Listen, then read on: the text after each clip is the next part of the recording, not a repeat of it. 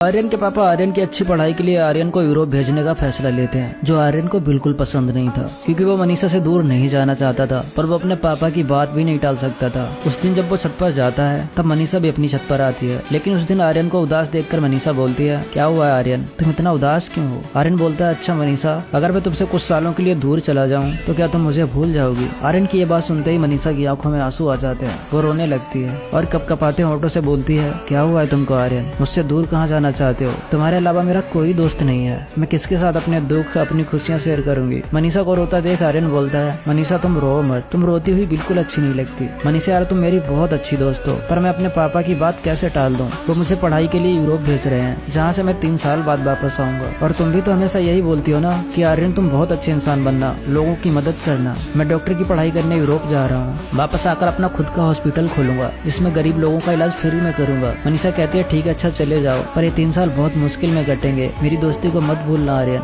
2 दिन बाद जब आर्यन जाने वाला था तब वो मनीषा को एयरपोर्ट लास्ट टाइम मिलने बुलाता है। आर्यन की फ्लाइट 1 घंटे बाद थी। आर्यन के पापा आर्यन को एयरपोर्ट पर ड्रॉप करके वापस घर चले जाते हैं। आर्यन की आंखें बस लास्ट टाइम मनीषा को देखना चाहती थी और तब वहाँ पर आती है मनीषा, जिसे देखकर आर्यन बहुत खुश हो जाता है। आर्यन उस दिन कुछ नहीं सोचता है, सीधा भागकर मनीषा को अपने गले से लगा लेता है। वो दोनों एक दूसरे से लिपट कर बस रोए जा रहे थे। काफी देर बाद मनीषा बोलती है, आर्यन जल्दी आना, मैं आपका इंतजार करूंगी। आर्यन अपनी जेब से एक कागज निकालता है और मनीषा को देता है और कहता है, इसे घर जाके पढ़ना। मनीषा उसे अपने जेब में रख लेती है। फिर आर्यन मनीषा को छोड़कर जाने लगता है। दोनों की आंखों में आंसू थे। मनीषा को ऐसा लग रहा था कि उसकी पूरी दुनिया खत्म हो रही है। ना चाहते हुए भी मनीषा आर्यन को छोड़कर घर चली जाती है। आर्यन भी एरोप्लेन में बैठकर यूरोप चला जाता है। रात को जब मनीषा को आर्यन की बहुत याद आ रही थी तब मनीषा उस कागज को अपनी जेब से निकाल कर पढ़ती है। उसमें कुछ ऐसा लिखा था जिसे पढ़ते ही मनीषा शॉक हो जाती है।